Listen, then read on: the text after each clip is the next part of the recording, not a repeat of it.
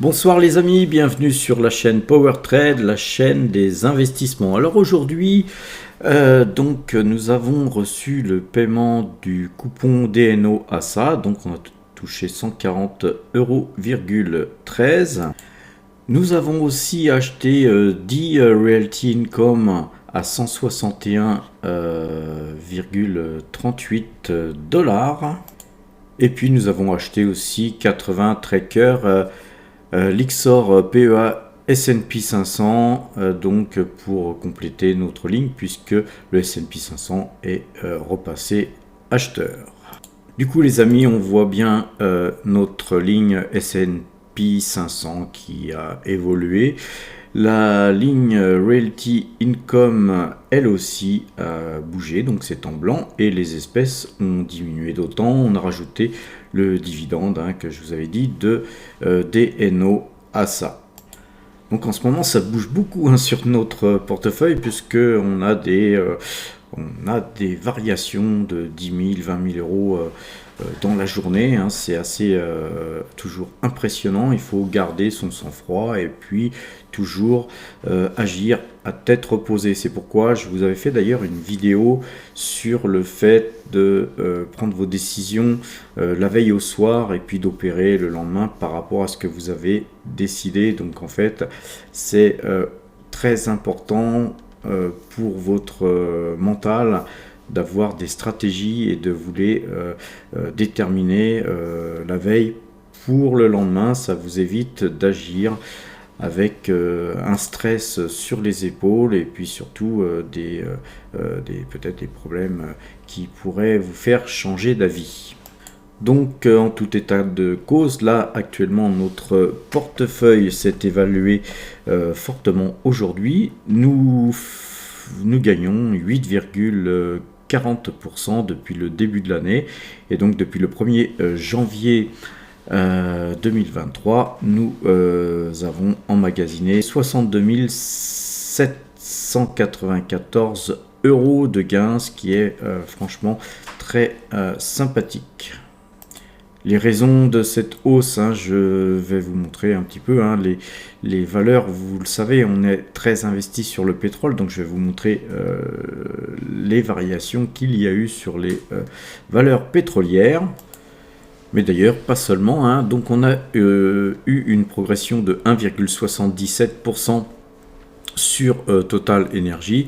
Actuellement, là, le marché n'est pas fermé, n'est pas clôturé à New York, mais Taiwan Semiconductor perd 0,20%.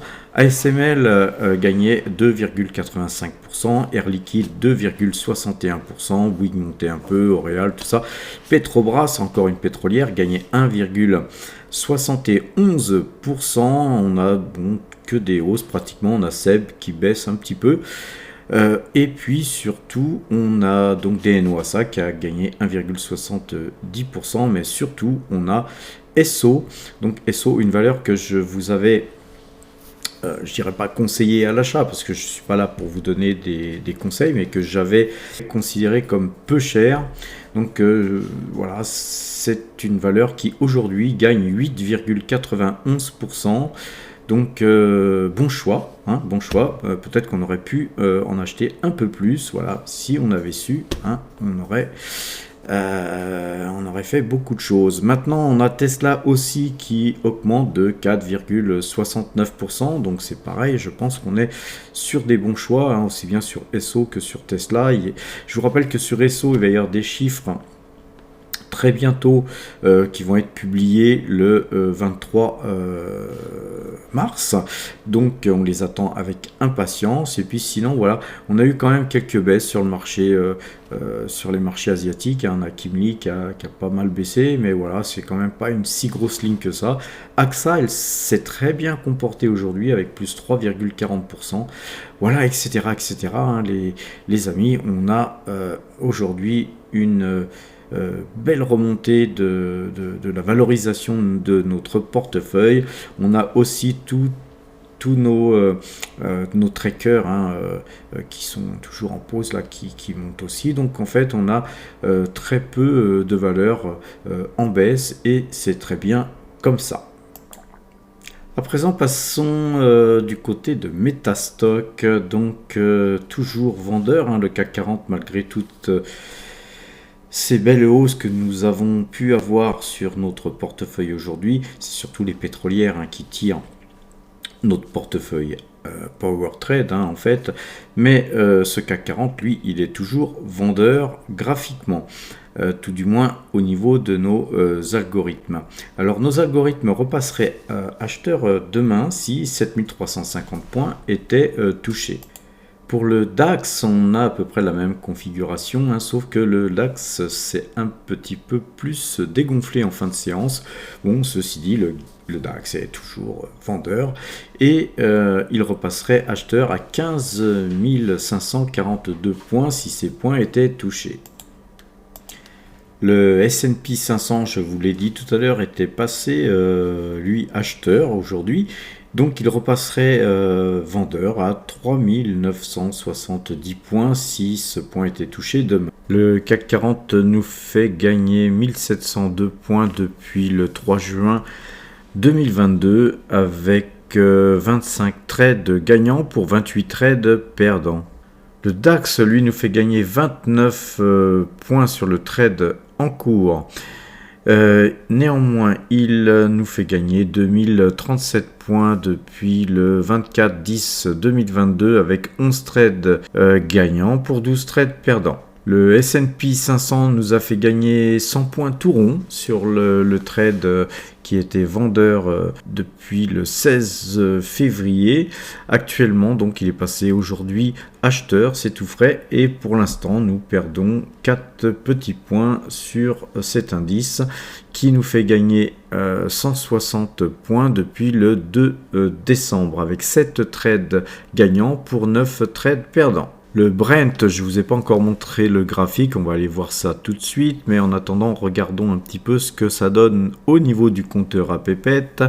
Le trade en cours nous fait gagner 1,46 pips depuis le 17 février, et donc au total, depuis que nous traitons cet indice, depuis le 2 décembre, nous gagnons 7,42 pips avec 6 trades gagnants pour 3 trades perdants. L'ensemble de ces 4 indices que nous traitons, hein, depuis le 3 juin 2022 nous fait gagner 3906 points au total.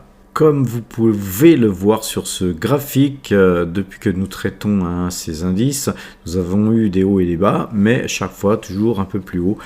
Nous latéralisons là depuis quelques temps et là nous avons cassé ce trend qui était un joli trend haussier et il va falloir se reprendre et essayer de repasser un petit peu au-dessus de cette période de latéralisation. Donc voilà, donc on va voir ce que nous donneront nos signaux prochains. Passons au Brent. Au niveau graphique, on n'est toujours pas très bien orienté. Nous avons notre moyenne 2 jours 12 jours qui est toujours vendeuse, elle est toujours croisée à la vente et donc nous restons vendeurs sur le Brent jusqu'à ce que ça recroise à l'achat. Voilà les amis, on va terminer peut-être sur une note positive, hein. Rappelez-vous l'objectif du million d'euros pour le portefeuille de Power Trade. On s'en approche, hein. Il nous manque à peu près 3000 euros, 3000 petits euros pour atteindre cet objectif. Donc souhaitons que demain les marchés nous permettent de pouvoir atteindre ce point fatidique, quelque chose de sympathique, hein, et je vous ferai une vidéo à cette occasion. Voilà les amis, je vous souhaite une bonne fin de soirée, portez-vous bien, soyez prudents, hein, les marchés pourraient se retourner pour l'instant on est vendeur, hein, sur les indices, mais il pourrait se retourner de plus belle à la vente ou tout simplement se déclencher à l'achat. Il faut être patient et suivre un petit peu ces stratégies. Voilà, à demain les amis.